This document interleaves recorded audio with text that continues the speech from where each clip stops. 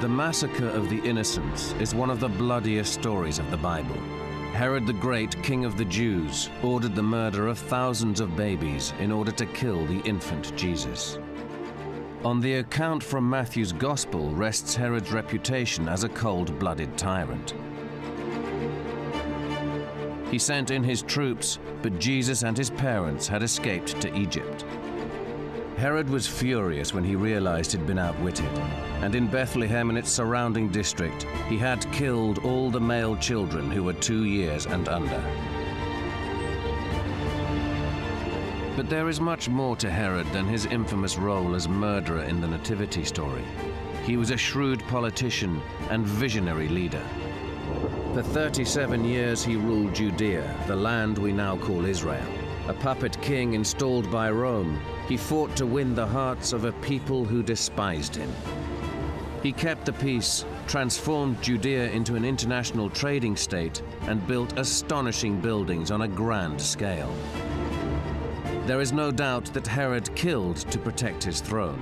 He even executed his own sons.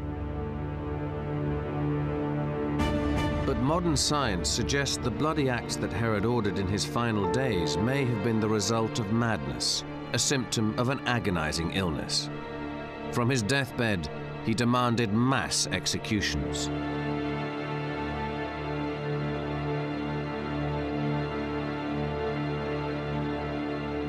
But did this jealous, volatile king really order the massacre of the innocents as the Bible says? Has this one story obscured the real Herod?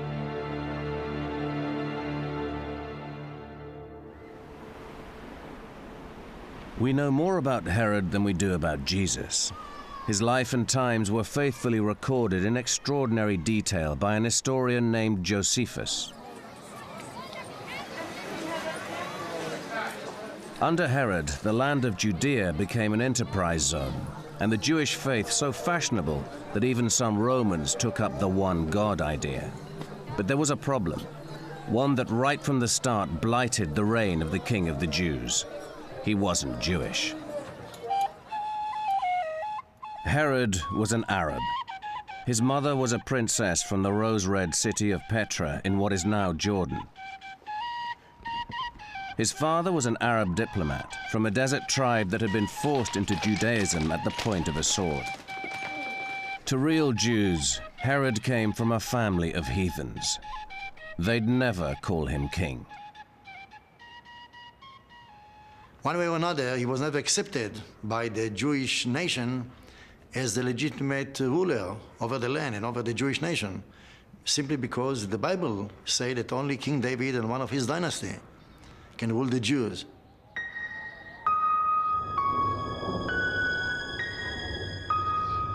Herod was born in 73 BC. At that time, Judea was part of the Roman Empire, but ruled from Jerusalem by a popular Jewish royal family, the Hasmoneans. The ultra-religious Hasmoneans were direct descendants of King David. Herod's Arab father was their prime minister and a statesman of genius, a man the Romans could do business with. The boy Herod grew up in Jerusalem, playing in the corridors of power, but he might as well have been in Rome. His father was on first-name terms with Julius Caesar, who bestowed on him Rome's greatest honor. And that itself is a distinctive mark of being a family that's on the rise, perhaps even on the make. In his teens, Herod was already being groomed for power. The key to his future success would be his relationship with Rome, and that started with a close friendship with Rome's man in the East, playboy and politician Mark Antony. Mark Antony drank a lot, laughed loudly, made jokes, and he was also a man of action. Though Herod thought much more than Mark Antony. Mark Antony only acted without further thinking, but still they went together pretty well, I think.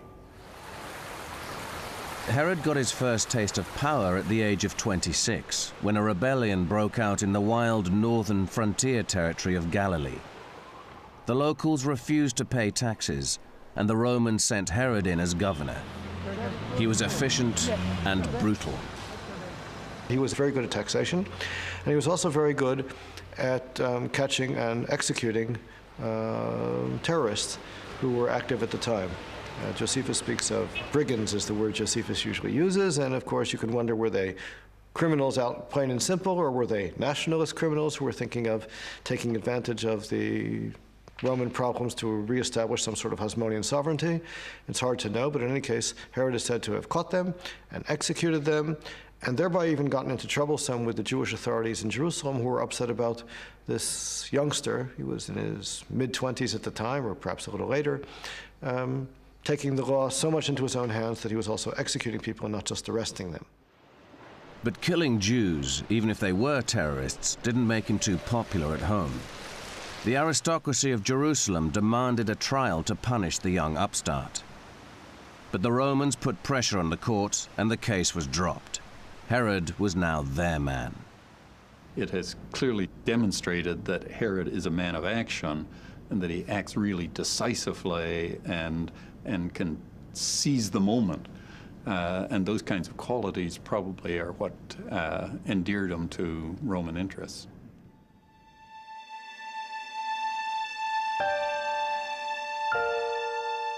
Herod was appointed Roman governor in Syria. He also took his first wife, Doris. Their son was the apple of Herod's eye. But after 6 years of marriage, he banished mother and child from his household. He had fallen for a Jewish princess.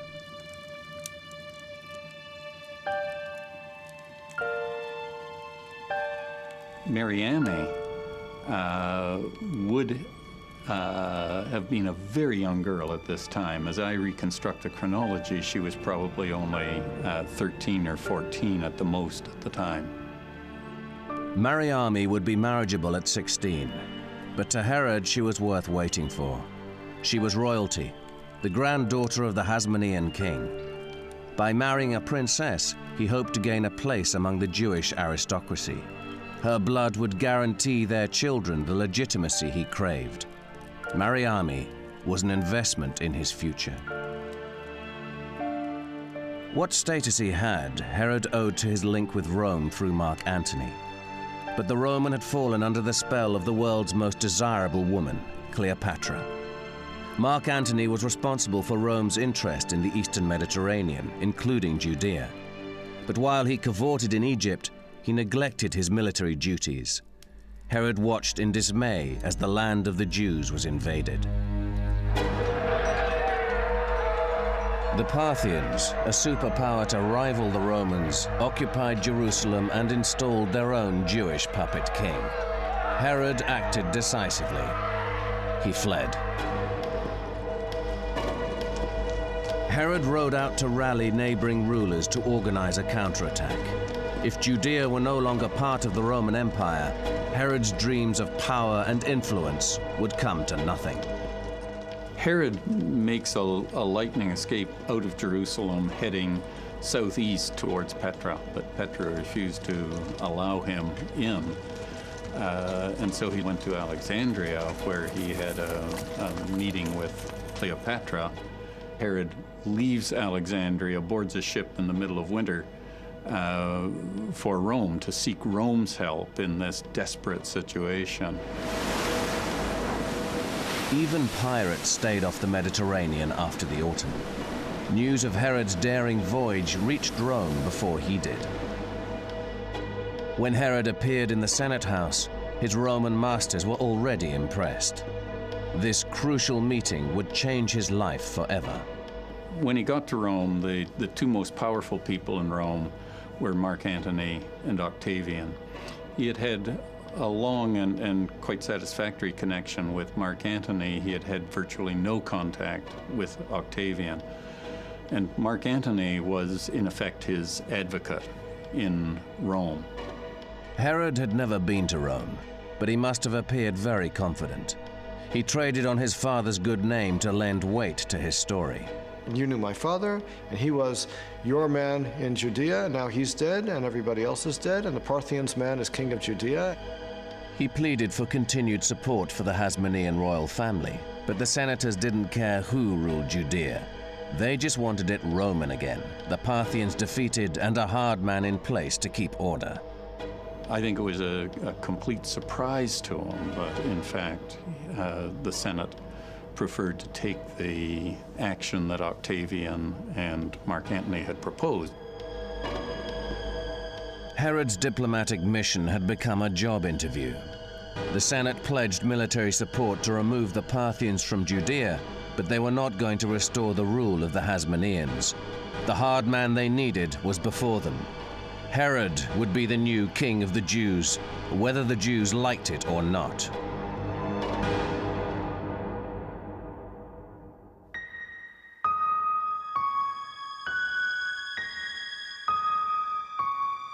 In 40 BC, the Romans made Herod king of the Jews. Before he could take the throne, he had to rid Judea of the Parthian invaders. But the Jews preferred the king the Parthians had installed.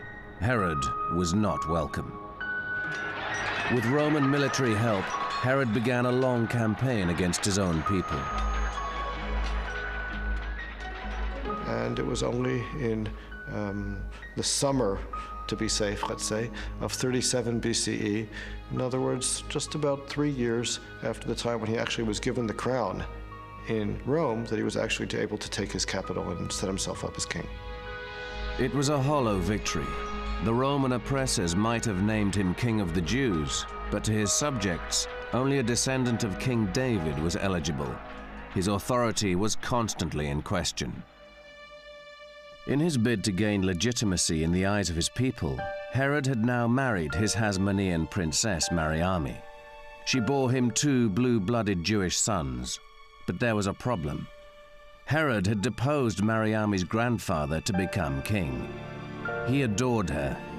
She loathed him. As a result, Herod was racked with jealousy and paranoia. Whenever he went on a dangerous mission, he left instructions for Mariamne to be killed if he failed to return.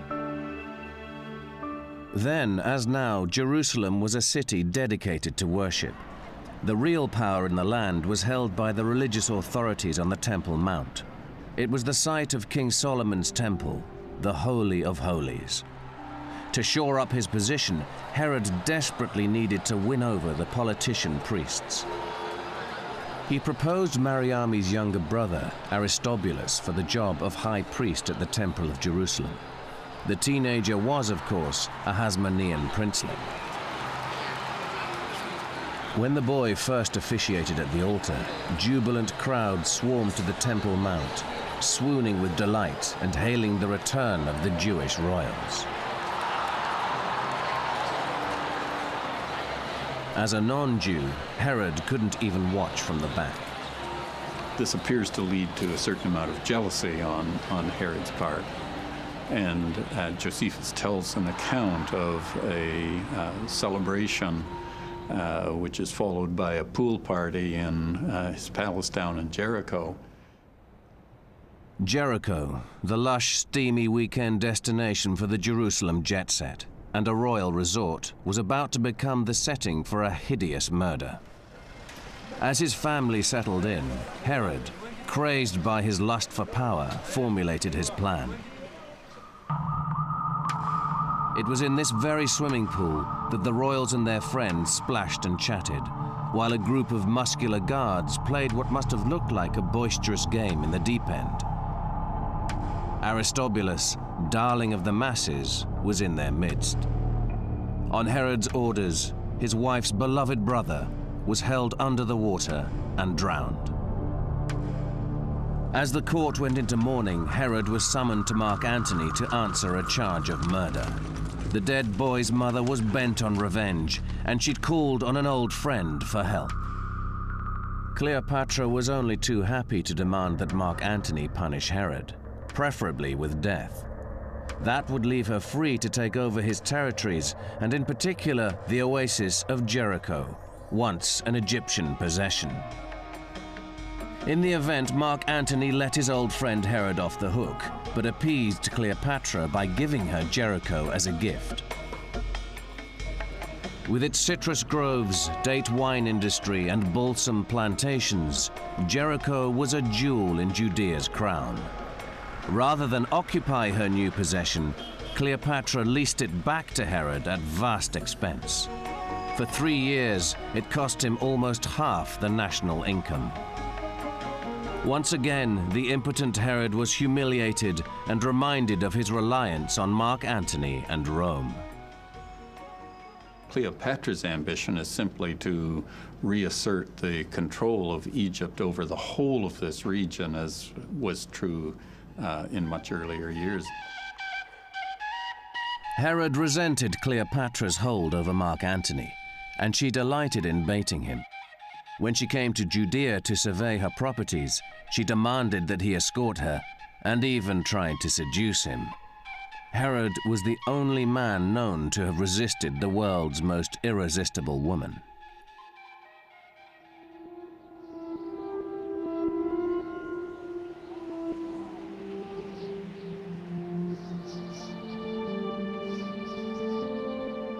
Right from the start of his reign, Herod was a man in search of a public relations miracle. Having destroyed Jerusalem in a ghastly siege, he set about rebuilding it with vigor. His architects went to work on a project so monumental it remains to this day the most famous landmark in Israel, the Temple Mount.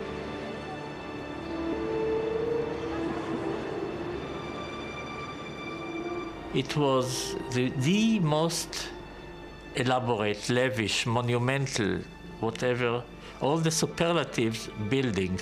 It's really a genius idea, and here, no doubt, Herod was monumental.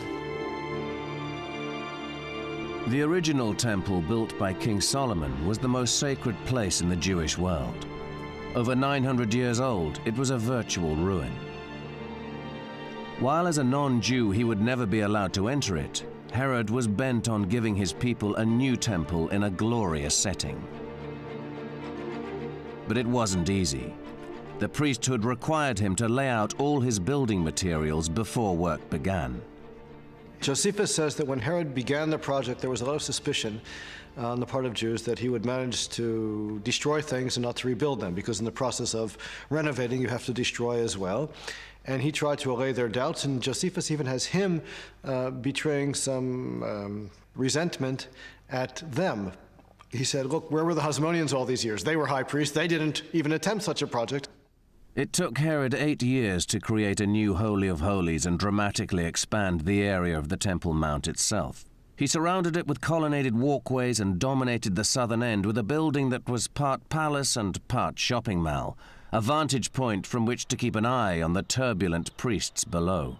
The site was opened up to all, Jews, Gentiles, and even women, making it a center for business as well as devotion. This is the street built by Herod the Great along the Temple Mount wall. This was the main street of Jerusalem of that time. People used to walk here from the north to the south. People used to cross it on the way to Temple Mount. It was like the Fifth Avenue of those days. And no doubt that Jesus, as a Jew, coming from the Galilee with his father and later on spent time here in Jerusalem, no doubt that he walked here as far as we can judge. This is the area where the money changers used to be. Sometimes they took their tables and walked up to Temple Mount to make a better business.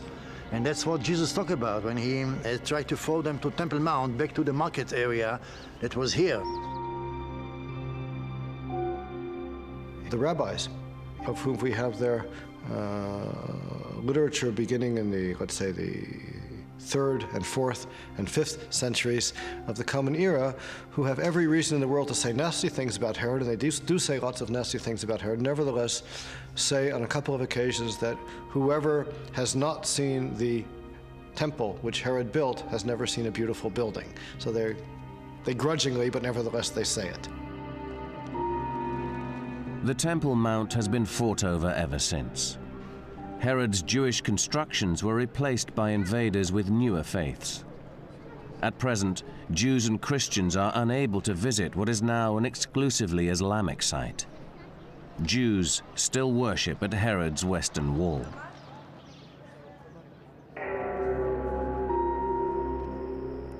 Rebuilding the temple was undoubtedly a shrewd move and an expensive gesture by the new king. I can imagine that the main motivation was political, interior politics. I'm not sure that Herod the Great was a great believer in God. But all Herod's palaces featured Jewish ritual baths, and his households observed strict religious law. Herod may not have been of pure Jewish blood, but is it possible that his rebuilding of the temple was motivated by belief? From my point of view, Herod was a convinced Jew, and he saw this as a way of both making a mark on Judaism and of winning support of Jewish authorities and of the Jewish people at large. By the middle years of his reign, Herod was exhausted. Balancing the need to please Rome, placate Jerusalem, and monitor palace gossip for threats to his throne meant there was no rest. Then in 31 BC, the very root of his power was threatened. Simmering ill feeling between Mark Antony and the Emperor Octavian erupted into civil war. If his friend Mark Antony were to lose, Herod feared he too would fall from favor. In September of that year, Octavian defeated Mark Antony and Cleopatra at the Great Sea Battle of Actium. But Herod wasn't there to support his patron. Herod should have been there, would have been there, and would have been there on Mark Antony's side, in effect on the losing side, had Mark Antony not wanted Herod to intervene with the Nabateans. Herod was kept busy in the desert fighting a small border war. Now he faced a crucial decision. The man who had made him king and to whom he owed everything had been defeated. His future hanging in the balance, Herod once again braved winter seas to visit Octavian, the new ruler of the Roman world. If he was to remain king of the Jews, he would have to perform a spectacular U-turn.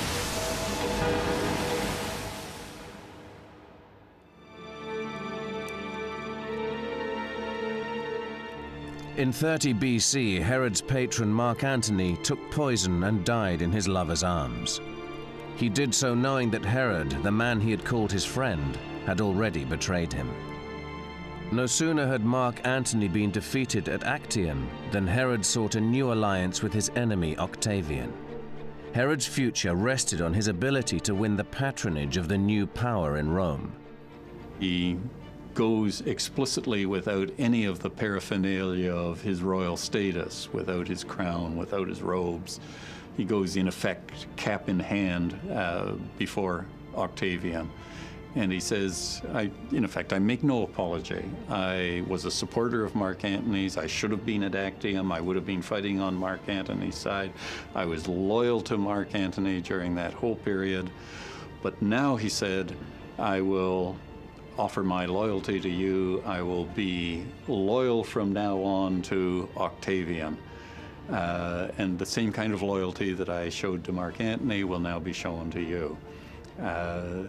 Octavian, surprisingly in some ways, accepts the offer and confirms him in his kingship, offers him more lands to rule, adds to the size of Judea right at that moment in Rhodes as a response to this rather abject sort of picture of Herod on his knees before Octavian. It appeared to have been yet another triumph for Herod's silver tongue. But Octavian's remarkable open-handedness towards the friend of his old enemy may have had more to do with chests of silver. Octavian was bankrupt. Herod came in with at least 700 talents of pure silver. 1 talent is 30 kilos, as much as one man can carry. Huge amount of money. And from this background, it is quite obvious that it was not a problem for Augustus to keep Herod in power. One of the main items in the file which shows that Herod was a wonderful diplomat was the way he was able to save himself time and again after he had been backing the wrong Roman. Herod had a new sponsor and even more territory. He returned to Judea in triumph, but his joy was to be short-lived. There were rumors that his wife, Mariamne, the woman he loved more than anything, had a lover. And Herod became convinced that in his absence, Mariamne had had an affair and was in fact trying to promote the interests of somebody with whom she had had an affair. And he seems unable to deal with those suspicions in any rational, intelligent way. Herod had Mariamne executed. It may have been a politically useful marriage, but Herod was also obsessed with her. He took to the wilderness in despair, his will to live extinguished. He goes into a deep, deep depression and himself almost dies as a result of that very tragic incident, something that he seems never to have quite gotten over. With the death of Mariamne, Herod had reached a turning point. Henceforth, he abandoned all efforts at impressing the Jewish elite with his Hasmonean connections. He could never change what he was, but he could glorify his name with monuments that would last forever. The main thing to remember is that kings in antiquity had two avenues of getting themselves a place in posterity. They could either do wars, or they could build, or they could do both. And Herod, as a vassal king, was not allowed to be involved in wars. He had no option of a foreign policy of his own. The only thing he could do was build, and he built massively. The more difficult the location or outrageous the engineering required, the happier it made Herod. There had long been a mountaintop stronghold overlooking the Dead Sea at Masada. Herod transformed it into a luxurious palace complex that appeared to taunt gravity. 450 meters high, flat-top mountain. Unbelievable sight, absolutely. With its northern palace, always in shade, with a sauna hanging on the cliff with a beautiful view over the Dead Sea. Just marvelous play of environment and space and classical architecture. Herod was a creative man with an eye for form and function and the resources to realize his most outrageous visions. He required his architects to think the unthinkable. This is one of the quite a few buildings where I claim that the great idea is not in particular the one that an architect brought up. You have to learn in a school to do it this way. It's just a logic and imagination together, and Herod had both of them in tons. But the greatest example of creativity from this most destructive of kings was a feat of engineering so audacious it places him amongst the greatest builders of the ancient world. On a coastline without any natural foothold, he created a vast artificial deep-sea port. What Herod did was unprecedented, not only among the Jewish people, but rarely repeated by anybody else, including the vast and mighty Roman Empire. Avner Rabban of Haifa University believes Herod's port of Caesarea should be counted amongst the 7 wonders of the world. I mean, the pyramids are by far more protruded, more impressive, but much less functional. Herod knew that to become a great trading nation, Judea had to use the Mediterranean. He could then steal business from Alexandria, but first he needed to change Jewish thinking about the sea. To build a harbor of such a scale, following a very terrestrial, non-maritime tradition of his Jewish people, that this is what made this harbor so unique. The secret of his extraordinary design lay in a Roman innovation, volcanic ash cement that hardened in seawater. Herod's engineers filled hundreds of wooden pontoons with the powder and sank them to form the foundations for the new harbor. Today, only divers can examine the remaining traces of the ancient artificial reef. They have survived for 2,000 years, but above the surface, there is little left to see. First of all, forget about the modern one. Just in the middle of nowhere in relation to the ancient one. What you have from the ancient one, if you see down here, this nicely cut, flat, what seemed to be bedrock, it's actually the top of the Herodian mole that continues, or let's say a quarter mile further west, turning half a mile to the north. So it's rather large area. It's about 40 hectares of confined ocean. Until Herod's bold move, a late harvest in Egypt meant grain-carrying ships bound for Rome had to brave winter seas. Now they had a safe haven in which to sit out the storms. It was an instant success. The harbor became a giant cash machine for Judea and a source of pride to Herod. One has to imagine what sense of achievement it would be to take an ocean like that, uncontrolled, wild, effective, and disciple it into well-confined, well-protected, beautifully function and instrumental entity to serve the Lord's demand, and the Lord in this particular case was Herod the Great.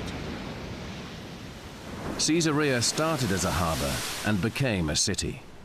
It was Herod's ideal world, a secular metropolis where it didn't matter where you came from. Caesarea wasn't just built by Herod, it represented everything he stood for.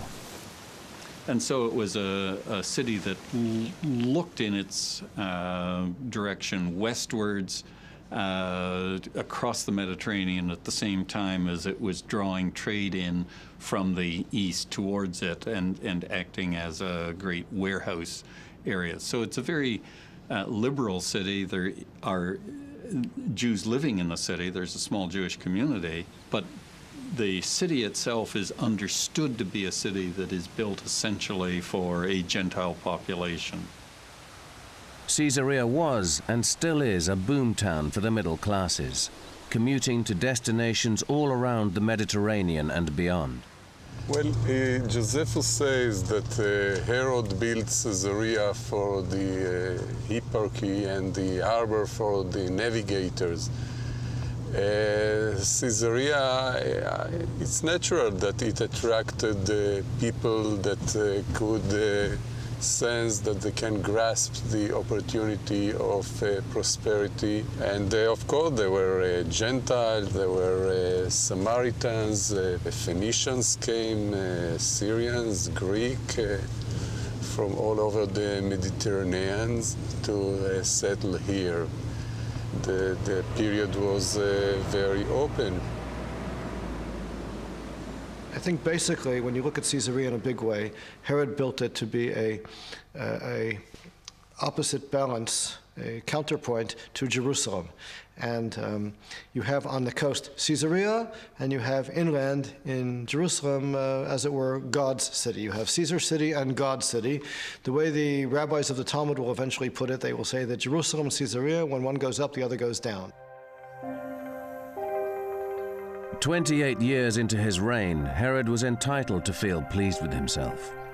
He'd rebuilt the city of God and created a city of business. The Romans were pleased and his subjects were rich.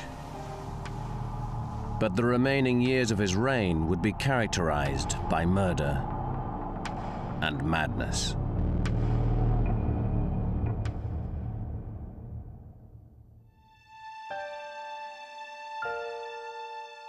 As he reached his 60s, Herod could look back with satisfaction. He'd kept Rome happy, made his nation rich, and built monuments that would last forever. but the future was less certain. Herod couldn't decide who should succeed him, and in his paranoia became suspicious that his children were plotting against him. In 14 BC, Herod was so desperate for someone he could trust that he brought back a wife and a son he'd banished 30 years previously. Doris and 4-year-old Antipater had been thrown out when he wanted Mariamne. Now, Antipater would become a front-runner in the battle for the throne. Herod's next 2 sons, Alexander and Aristobulus, were his children by Mariamne. They were also strong contenders, but Herod didn't trust them. They were Hasmonean aristocrats. Part of the background was some snootiness on their part that they, in fact, had been educated in Rome. And he was this provincial type who was getting old and hadn't had a very good education and hadn't really spent much time in the big city at all. I think that was probably part of it. They were named as his successors in his early wills, and it was clear that they would, in fact, take over. Herod thought they were scheming against them. My guess is that there's probably some truth to that suspicion on his part. Herod thought that they were trying to win over the support of the army.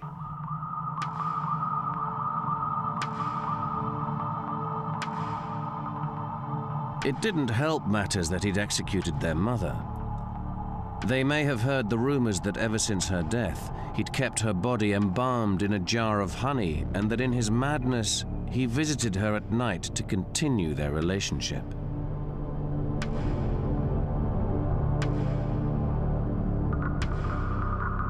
For years, Herod tried to get along with them, but they would always be a threat.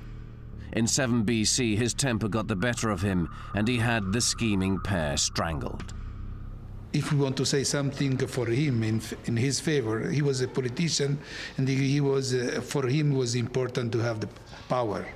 So everything was related to, as a king, to power, and so he could kill wife, no brothers, not the case, but the sons, friends, and so on, and relatives, because he saw that there were some possibilities that they were working against his rule. But things were about to get even darker for the troubled monarch. The Bible tells of 3 wise men that appeared in Judea in the 34th year of his reign. They brought gifts for the king of the Jews, but it wasn't Herod they had in mind. Matthew tells the account of the Magi who come to Judea seeking a new Jewish king. When they do that, they naturally go to Jerusalem. Herod listened with growing fury when they spoke of a star and a prophecy. According to the Gospel of St. Matthew, he played innocent. Go and find out all about the child, and when you have found him, let me know, so that I too may go and do him homage. Well, it's the story of the birth of Jesus in Bethlehem and the massacre of the innocent infants in Bethlehem is certainly the most famous story about Herod, which people on the street will know. According to the Bible, Herod's soldiers advanced on Bethlehem, but God had warned Joseph in a dream, and the Holy Family escaped to Egypt. The king's revenge was swift. Herod was furious when he realized he'd been outwitted, and in Bethlehem and its surrounding district, he had killed all the male children who were 2 years and under. Herod was at times a bloody king, but did he order the massacre of the innocents? We only have a few lines in Matthew's Gospel as evidence.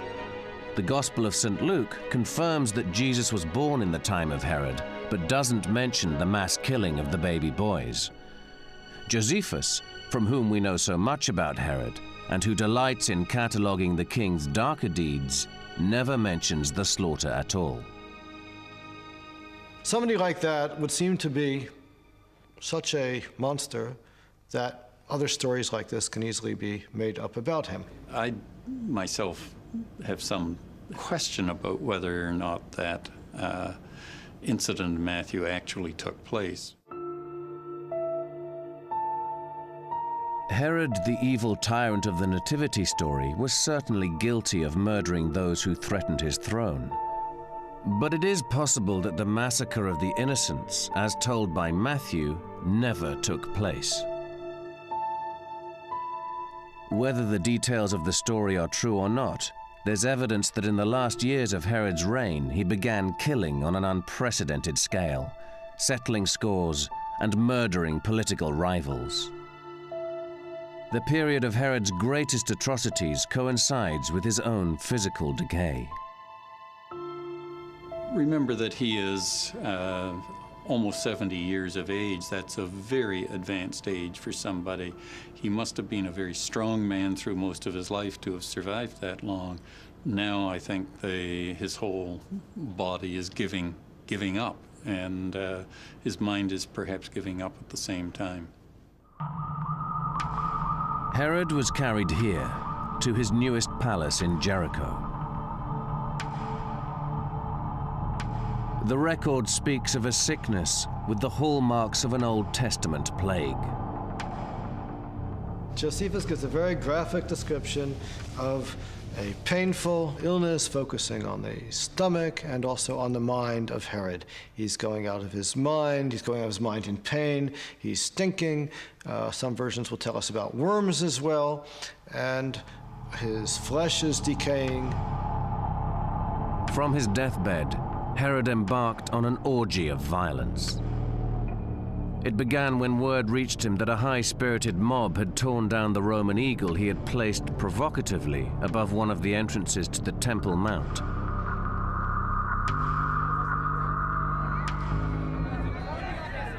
Some young students took the opportunity, at the urging of one of their teachers, to remove that eagle from the temple, viewing it as offensive. They did so, and of course Herod's retribution fell very quickly. He executed the students, he executed the teacher who was responsible for encouraging them. It was a rather, perhaps unnecessary action on his part, but one that seemed to him essential because it challenged his authority. Impatient for power, Doris's son Antipater now tried to mount a palace coup that would put him on the throne. Herod's firstborn, the son he had brought back from exile to succeed him, had jumped too soon. His father rallied, finding the strength to order his immediate execution. Herod had just 5 days to live, but he had a lot more killing to do. All his life he'd been rejected by the Jewish aristocracy, and now he'd get his revenge.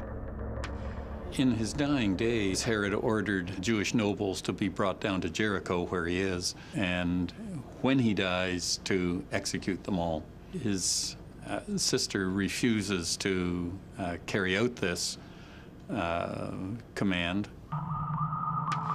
In his palace, courtiers attended him round the clock. Neither prayers nor potions made any difference. Driven mad by pain, Herod attempted to end his misery with a blunt fruit knife.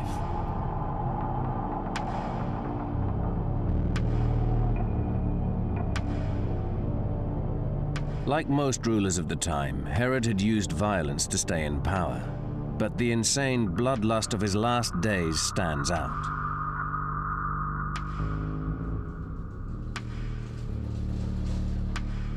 "2,000 years after his death, modern science suggests that Herod's violence and paranoia may have been directly linked to his physical disease. At the Veterans Hospital in Seattle, pathologist Jan Hirschman has studied the accounts of Herod's last days. He believes the lurid details mask a description of actual symptoms. Herod's final killing spree might have been the result of acute kidney disease that literally drove him mad. In Josephus's case, he describes Herod as becoming increasingly depressed, actually attempting suicide unsuccessfully, and becoming more paranoid. And all these features have been seen in patients with untreated chronic kidney disease. As Herod's kidneys shrank to half their size, his body would have been engulfed by poisons. Presumably, this is what Herod's kidney would have looked like when he had chronic kidney disease. He was in an enormous amount of discomfort, partly because of the itching, secondly because of the abdominal pain, which again was very severe, third because of the movements of his limbs, which again was described as being very uncomfortable. Josephus also speaks of the royal genitals producing worms. Herod's madness is even more understandable. He may have had gangrene of the scrotum. When this gangrene occurs in the genital area, sometimes the surface of the scrotum, the whole skin, sloughs off, leaving bare the material underneath. And for somebody unfamiliar with the anatomy of the male genitalia, what is seen after the scrotum is removed is what looks very worm-like. When Herod finally died, he was taken to the only site he'd named after himself. Herodium was a palace sunk in the top of a man-made mountain. Below it, awe-inspiring pleasure gardens where his marble tomb lay waiting, where thousands of soldiers and courtiers waited as he was interred, or may have been. According to Josephus, his golden casket lies somewhere here, but it has yet to be found.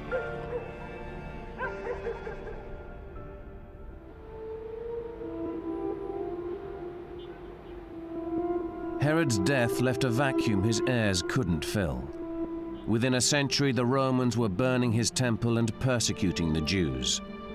Perhaps the stability he created is Herod's best monument. I'm sure Herod would have rather have died about 7, 8 years earlier than he really did die. Had that been the case, he would have died as somebody who kept the peace, built monumental things all over the country which remained, and that last decade of troubles with his family and killing too many people would not have occurred. A man of complex origins, always the outsider, Herod worked tirelessly to unite subjects of all backgrounds. Did he succeed where so many other rulers of his land have failed? With the Gentiles and with the Jews, he achieved a lot. He was the person who could rule this country in the best way. And I don't think that in the before and after we had such a personality who could unite such a difficult region. Herod longed for recognition and appreciation, but he achieved neither.